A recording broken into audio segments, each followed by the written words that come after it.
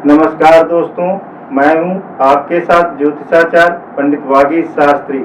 जैसा कि आप सभी को मालूम है कि नवरात्रि का पावन पर्व 7 अक्टूबर 2021 से दिन गुरुवार से प्रारंभ हो रहा है। हम कैसे मां के विभिन्न रूपों की आराधना करेंगे और कैसे मां को प्रसन्न करें और क्या है पूजा का सरल विधि विधान और पाठ करने का विधान, मैं आपको बताऊंगा एबी न्यूज चैनल के माध्यम से। सर्वमंगल मांगल्ये शिवे सर्वार्थ साधिके शरण्ये त्र्यंबके गौरी नारायणी नमोस्तुते। नवरात्रि पर्व हिंदू धर्म के लिए बहुत ही महत्वपूर्ण त्यौहार है। इस पावन अवसर पर माता के 9 रूपों की आराधना करते हैं, इसलिए यह पर्व 9 दिनों तक मनाया जाता है। वेद पुराणों में माँ दुर्गा को शक्ति का रूप माना गया, जो असुरों से इस संसार की रक्षा करती है। नवरात्रि के समय माँ भक्त माता से अपने सुखी जीवन और समृद्धि की कामना करते हैं। यदि हम नवरात्रि शब्द का संधि विच्छेद करें तो ये 2 शब्दों के योग से बना है।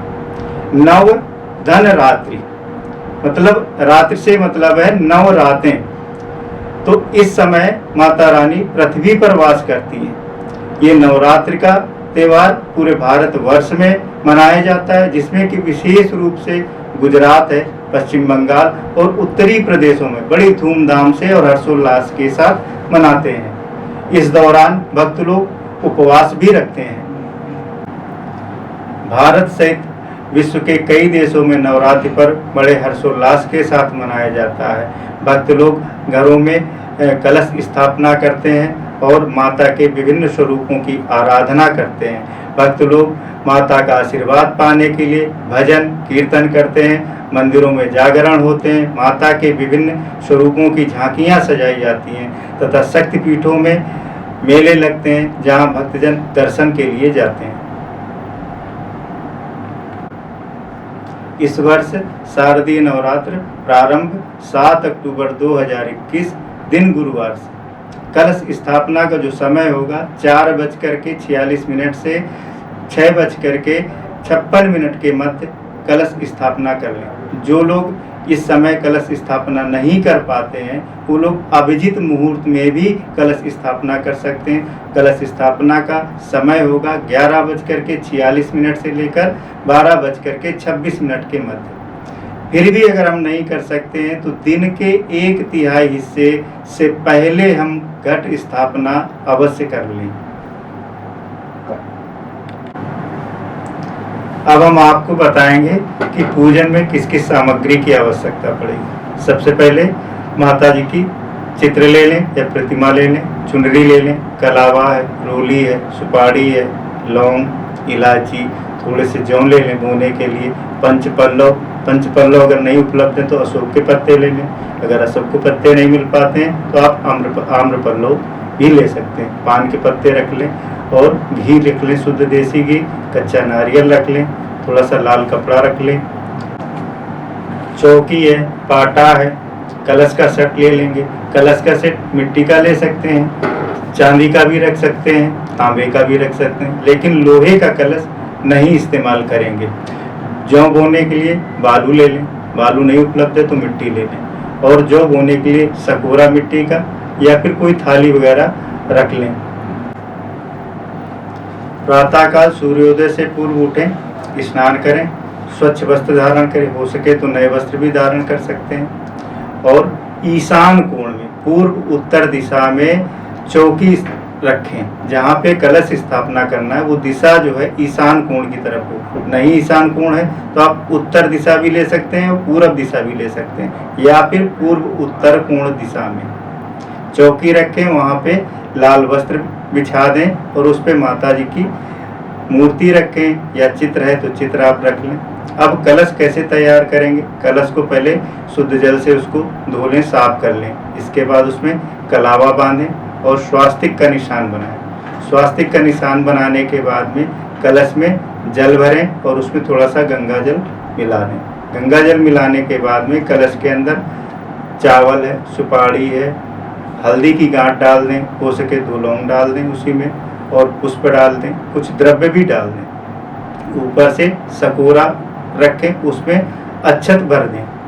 अब नारियल रखते हैं जो इसके ऊपर, कलश के ऊपर, उसको तैयार करेंगे। नारियल में लाल वस्त्र बांध दें, नहीं लाल वस्त्र है तो टून ले लें, टून को बांधें, उसके बाद कलावे से बांध दें। नारियल कलश के ऊपर रखेंगे। नारियल रखने का जो तरीका है, जो नारियल तने से जुड़ा हुआ होता है वो हिस्सा हमेशा अपनी तरफ रखेंगे।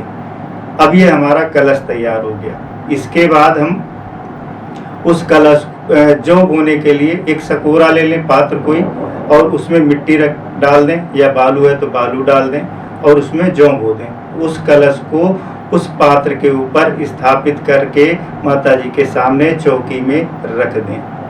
कलश के ऊपर जब नारियल रखेंगे उससे पहले एक चीज विशेष ध्यान रखेंगे, पंच पल्लव, आम्र पल्लव और अशोक के पत्ते जो उपलब्ध हो जाएं। जैसे पंच पल्लव उपलब्ध हो जाएं तो पंच पल्लव का विशेष महत्व है, क्योंकि पंच पल्लव में गूलर है, बरगद है, आम है, पाकर है और पीपल के पत्तों का समावेश है। ये सारे वृक्ष दीर्घजीवी होते हैं और ये हमको आयुवर्धक करते हैं, आयु को बढ़ाते हैं और सकारात्मक ऊर्जा पैदा करते हैं हमारे अंदर। तो पंच पल्लव उपलब्ध हो तो सबसे अच्छा। उसके बाद नहीं उपलब्ध है तो आम के पत्ते ले लें, और नहीं तो फिर अशोक के पत्ते, उसको डाल करके उसके ऊपर फिर हम नारियल और सकोरा दोनों एक साथ ऊपर उसके रख देंगे।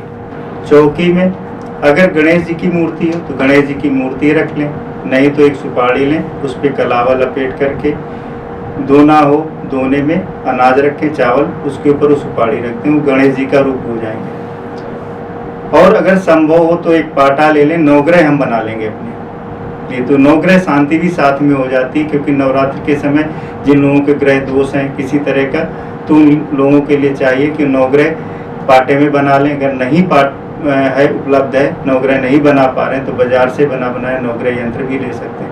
नवग्रह बनाने के लिए क्या करेंगे, एक पाटा ले लें, उस पर सफ़ेद कपड़ा बांध लें, 9 खाने बना लें बराबर से। अब उसमें हम कैसे नवग्रह बनाएंगे, तो प्रतीक स्वरूप हम दालें कुछ ले लेते हैं, जैसे मसूर की दाल हो गई, मूंग की दाल हो गई, काला तिल हो गया, काला तिल नहीं है तो काली उड़द की दाल हो गई, चावल ले लिए। सबसे पहले जो 9 खाने बनाए हैं, बीच वाले खाने में हम सूर्य के लिए मसूर की दाल रखेंगे। चाहे तो स्केच पेन से पहले लिख लें सूर्य, बीच वाले खाने में सूर्य से ऊपर शुक्र लिख लें, तो वहाँ पे सफ़ेद चावल रखेंगे शुक्र के लिए। इसके बाद सूर्य के नीचे जब आएंगे तो वहाँ पे शन के लिए काले तिल हो तो काले तिल रख दें, नहीं तो काली उड़द की दाल रख दें।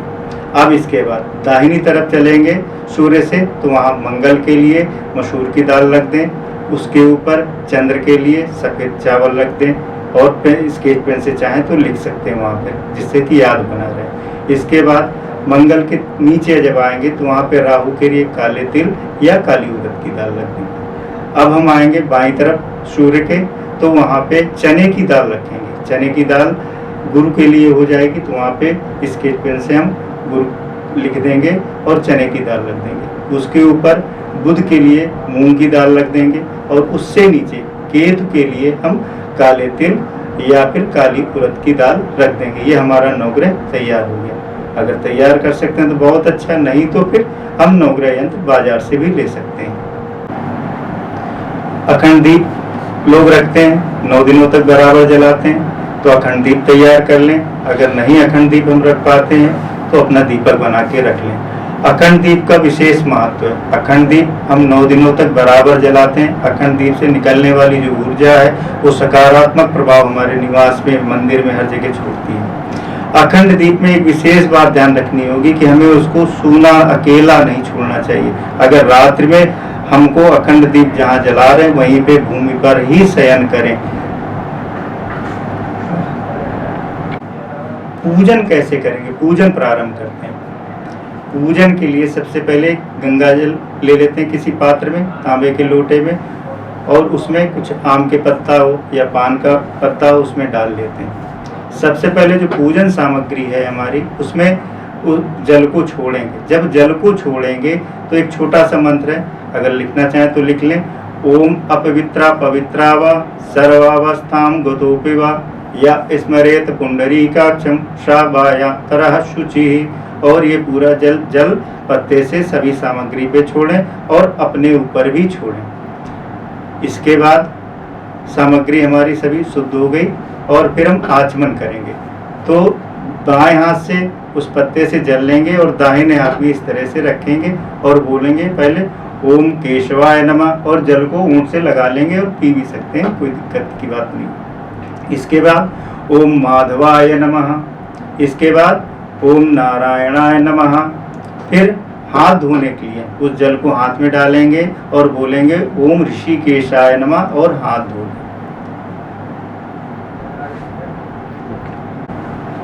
थोड़े से अक्षत बाएं हाथ में रख लेंगे और दो दो दाने कलश पे छोड़ते जाएंगे और साथ में अक्षत छोड़ेंगे, साथ में मंत्र का उच्चारण भी करेंगे।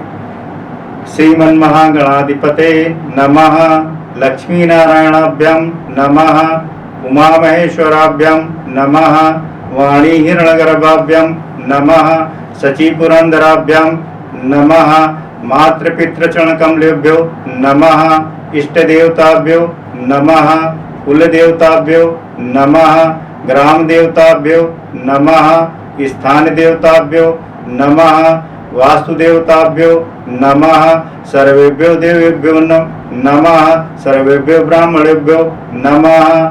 अब जो अक्षत हाथ में है वो सभी दाहिने हाथ में लेकर के कलश के ऊपर छोड़ेंगे और बोलेंगे श्रीमन महागणाधिपते नमः।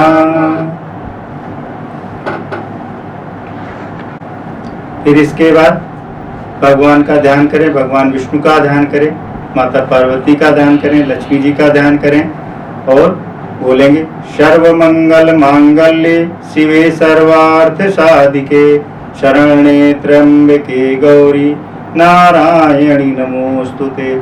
अब हम संकल्प लेंगे। संकल्प के लिए दाहिने हाथ में आम पान का पत्ता रख लेंगे, उस पे अक्षत है, सुपारी है, दूर्वा है और पुष्प है और कुछ उसमें द्रव्य रख लेंगे। संकल्प लेते समय पहले सबसे पहले 3 बार ओम विष्णु विष्णु विष्णु 3 बार उच्चारण करेंगे और बोलेंगे हे श्री माता दुर्गा, मैं अपने गोत्र का नाम लें, जो भी गोत्र हो आपका, अपना नाम लें, अपने नाम का उच्चारण करें, फिर जो निवास हो उसका उच्चारण करें। बोलें मैं पूरी निष्ठा और समर्पण के साथ और भक्ति के साथ आपका ध्यान और आवाहन करता हूँ या करती हूँ। भगवती हमारे निवास में आगमन करें और हमारी मनोकामना को पूरी करें। Okay, start. अब हाथ में अक्षत और पुष्प ले लेंगे और भगवान वरुण जी का ध्यान करेंगे और बोलेंगे ओम भूर्भुवः स्वः भो वरुण इह गच्छ इह तिष्ठ और स्थापयामि पूजयामि। वो अक्षत पुष्प कलश के ऊपर छोड़ देंगे। अब इसके बाद फिर से कलश में कलश के लिए अक्षत और पुष्प ले लेंगे और बोलेंगे भगवान वरुणागच्छ त्वस्मिन् कलशे प्रभु ओम अपाम पतये वरुणाय नमः। कलश के ऊपर छोड़ देंगे।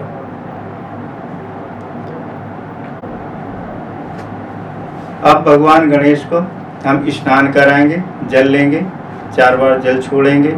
इसके बाद वस्त्र पहनाएंगे, वस्त्र ना हो कलावा थोड़ा सा तोड़ करके चढ़ा दीजिए। फिर इसके बाद यज्ञोपवीत चढ़ाएं, रोली अक्षत पुष्प चढ़ाएं और नैवेद्य लगाएं, फिर धूप दीप करें और आरती कर दें। फिर इसी तरह से कलश में भी हम 4 बार जल छोड़ेंगे, जल से स्नान कराएंगे और वस्त्र पहनाएंगे। वस्त्र ना हो तो आप कलावा थोड़ा सा तोड़ करके चढ़ा देंगे। दूर्वा गणेश जी में चढ़ाएंगे और कलश पे भी चढ़ाएंगे। यज्ञोपवीत पहनाएंगे, रोली अक्षत पुष्प धूप दीप नैवेद्य करेंगे और दक्षिणा रखेंगे और आरती करेंगे। इसी तरह से नवग्रह के लिए पुष्प और अक्षत हाथ में ले लेंगे, नवग्रहों का ध्यान करेंगे और छोटा सा मंत्र है, आप चाहें तो नोट भी कर सकते हैं। बोलेंगे ओम ब्रह्मा मुरारी त्रिपुरांतकारी भानु शशि भूमि सुतो बुधश्च गुरुश्च शुक्रः शनि राहु केतवा सर्वे गृहा शांतिकरा भवन्तु। और वो पुष्प और अक्षत उसी पाटे पे छोड़ देंगे। इसके बाद उसमें भी इसी तरह से 4 बार स्नान कराएंगे और सभी पे वस्त्र कलावा तोड़ तोड़ के रख देंगे। यज्ञ को पवित्र पहनाएंगे, दूर्वा चढ़ाएंगे और रोली, अक्षत, धूप, दीप और इस तरह से आरती करेंगे और प्रार्थना कर लेंगे और माता दुर्गा जी का पूजन करेंगे।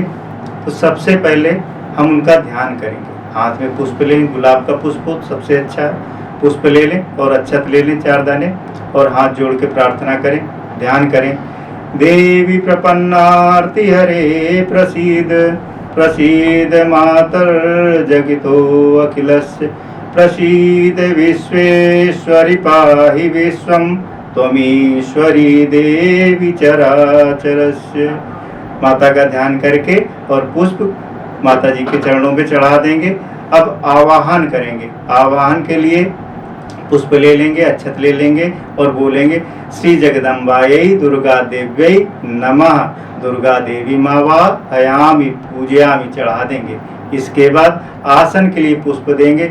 इसी तरह से बोलेंगे श्री जगदम्बायै दुर्गा देव्यै नमः आसनार्थे पुष्पाणि समर्पयामि। इसी तरह से स्नान कराएंगे। इस बोलेंगे श्री जगदम्बायै दुर्गा देव्यै नमः स्नानार्थम जलम समर्पयामि 4 बार जल छोड़ेंगे।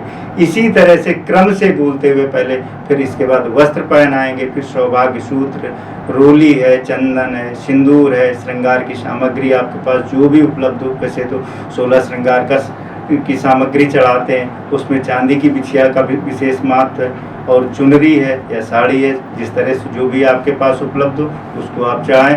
पुष्पमाला चढ़ाएं, धूप दीप करें, नैवेद्य करें, फल, पान, सुपारी, दक्षिणा चढ़ाएं, अर्पित करें। और इसके बाद बात आती है पाठ की। पाठ में कुछ लोग तो पूरे पाठ करते हैं, 13 अध्याय करते हैं। पहले कवच करते हैं, अर्गला करते हैं, कीलक करते हैं और इसके बाद 13 अध्यायों का पाठ करते हैं, नवाण मंत्र का जप करते हैं और सिद्ध कुंजिका स्तोत्र का आखिरी में पाठ करते हैं और इसके बाद क्षमा प्रार्थना करते हैं। अब समस्या इस बात की कि लोगों के पास इतना समय नहीं है कि 13 पाठ, बच्चे कुछ स्कूल जाने वाले हैं, नौकरी जाने वाले हैं, व्यापार है जिनके पास, उनके पास समय नहीं कि वो 13 पाठ कर सकें।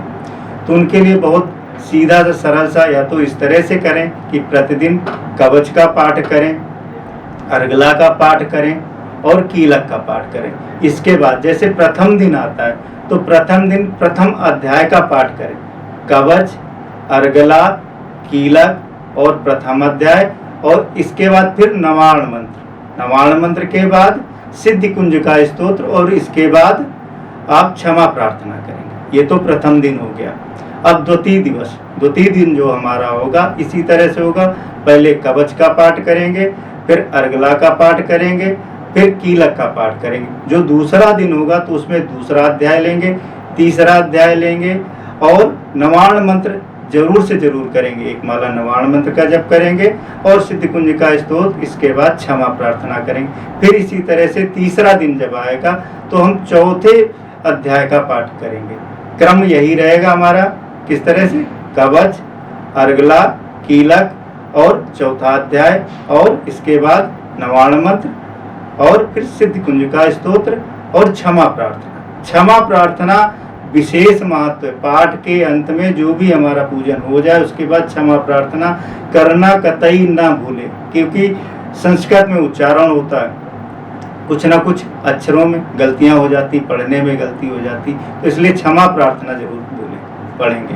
पंचम दिवस होगा तो पंचम दिवस को इसी तरह से कवच, अर्गला, कीलक और नवम अध्याय और भैया रोक दीजिए, थोड़ा सा कट करिए यहाँ। चतुर्थ दिन होगा, कवच का पाठ करेंगे, अर्गला का पाठ करेंगे, कीलक का करेंगे। इसके बाद पंचम अध्याय, षष्ठ अध्याय, सप्तम अध्याय और अष्टम अध्याय।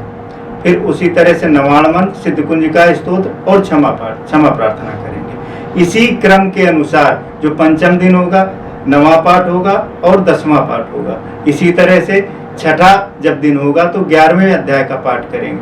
7वां दिन होगा तो 12वें अध्याय का और 13वें अध्याय का पाठ करेंगे। जब 8वां दिन होगा तो उस दिन सिद्ध कुंजिका स्तोत्र, नवाण मंत्र का पाठ करेंगे और क्षमा प्रार्थना ये तो प्रतिदिन ही करेंगे। और अष्टम दिन नवाण मंत्र जितना हो सके वो करें। अष्टम दिवस नवाण मंत्र करें, सिद्ध कुंजिका स्तोत्र का पाठ करें और क्षमा प्रार्थना। अब जिनके पास समय इतना भी नहीं कि ये कर सकें, उनके लिए और थोड़ा सा सूक्ष्म रूप है कि कवच का पाठ करें, अर्गला का पाठ करें और कीलक का पाठ करें, साथ में नवाण मंत्र, सिद्ध कुंजिका स्तोत्र और क्षमा प्रार्थना। अगर इतना भी करेंगे तो पूरे पाठों का पूर्ण फल आपको प्राप्त होगा।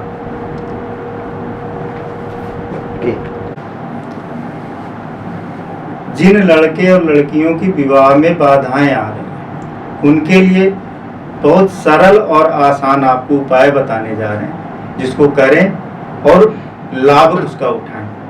जैसे कन्याओं के विवाह में बाधाएं आ रही हैं, तो प्रथम दिन ही जिस दिन हम कलश स्थापना करेंगे, उस दिन क्या करेंगे, एक पान का पत्ता लेंगे, उस पे हल्दी की गांठ ले लेंगे, 7 हल्दी की गांठ ले लें, उसी पे अक्षत रखें, कुछ द्रव्य रखें और पुष्प रख लें दाहिने हाथ में।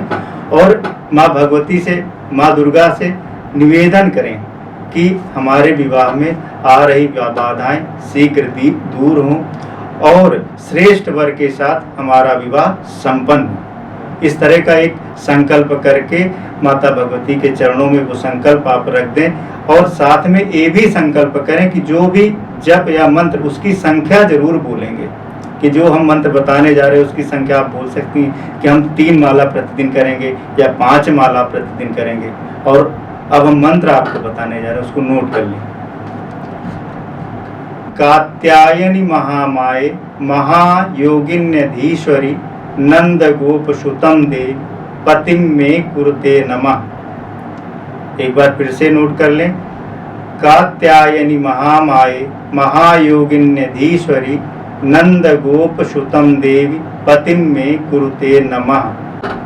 अब जप करने के लिए इसमें विशेष तौर पे आप पीला आसन बिछाएं, पीले पुष्प लें और जो माला आप जप में लेंगे वो माला होगी हल्दी की माला। हल्दी की माला से जप करें तो पूर्ण विश्वास है कि आपको निश्चित ही सफलता मिलेगी। आप बड़े भाव से, बड़े हृदय से, बड़े प्रेम से इस मंत्र का जप करें, निश्चित ही आपको विवाह में सफलता प्राप्त होगी। लड़कों के लिए जो विवाह में बाधाएं आ रही, समस्याएं आ रही, ग्रह दोष के कारण या कोई इस तरह का ग्रह बाधा है जिससे विवाह नहीं हो पा रहा है, वो भी इसी तरह से पान के पत्ते पे अक्षत सुपारी रखेंगे और पुष्प रखेंगे और संकल्प करेंगे कि हमारे विवाह में आ रही बाधाएं शीघ्र दूर हों और श्रेष्ठ कन्या के साथ विवाह संपन्न हो। इस तरह का एक संकल्प कर लें और मंत्र नोट कर लें। मंत्र जो करेंगे वो मंत्र स्फटिक की माला का प्रयोग करेंगे। जप में जो मंत्र करेंगे, जिन लड़कों के विवाह में बाधाएं आ रही, कोई ग्रह दोष है, ग्रह बाधा है जिसके कारण विवाह में देरी हो रही है, उनके लिए बहुत सरल सा उपाय है। सबसे पहले आप हाथ पे पान का पत्ता ले लें, सुपारी रखें, अक्षत रखें, पुष्प रखें, कुछ द्रव्य रखें और संकल्प करें कि मेरे विवाह की बाधाएं शीघ्र दूर हों और श्रेष्ठ कन्या के साथ विवाह संपन्न हो। इस तरह का संकल्प करके माता जी के चरणों में संकल्प आप अपना रखें और जो मंत्र है वो मंत्र आप नोट कर लें। लेकिन मंत्र जो जप करेंगे वो स्फटिक की माला का प्रयोग करेंगे। मंत्र नोट कर लें। पत्नीम मनोरमाम देहि मनोव्रतानुसारिणी तारिणीम दुर्ग संसार सागरस्य कुलोद भवम। एक बार फिर से नोट करें। पत्नीम मनोरमाम देहि मनोव्रतानुसारिणी तारिणीम दुर्ग संसार सागरस्य कुलोद भवम। लेकिन विशेष इस बात का ध्यान रखें कि जो जप करने की संख्या, माला जो जैसे 3 माला हमको करनी, 5 माला करनी, कम से कम 3 माला तो प्रतिदिन करें ही करें। जितना अधिक से अधिक हो जाए उतनी आप संख्या संकल्प के समय अवश्य बोलें और साथ में पाठ भी करें। तो शीघ्र ही आपको इसका लाभ प्राप्त होगा। प्रतिदिन इसी क्रमानुसार पाठ करेंगे और अष्टमी को हवन करें या नवमी को हवन करें, दोनों दिन ही हवन कर सकते हैं और कन्या पूजन भी करेंगे। हवन और कन्या पूजन जो करेंगे उन कन्याओं को 2 से 7 वर्ष, अधिकतम 10 वर्ष तक की कन्याओं का पूजन करेंगे। और जो विसर्जन करेंगे हवन के बाद, कन्या पूजन के बाद, वो 10वीं को विसर्जन और 10वीं को ही पारण करेंगे, क्योंकि कुछ लोग नवमी का भी व्रत रहते हैं और अष्टमी का भी व्रत रहते हैं। कन्या पूजन करके हम उनका आशीर्वाद लें, क्योंकि वो साक्षात देवी का स्वरूप है। कहते हैं यत्र नार्यस्तु पूजन्ते तत्र रमन्ते तत्र देवता। सही मायने में नवरात्रि का पूजन तभी संपन्न और फलदायी होगा जब हम आजीवन कन्याओं और महिलाओं का सम्मान देंगे और उनकी सुरक्षा के लिए सदैव प्रयत्नशील होंगे। इसी के साथ आपसे विदा लेते हैं। देखते रहिए AB न्यूज़ चैनल। नमस्कार।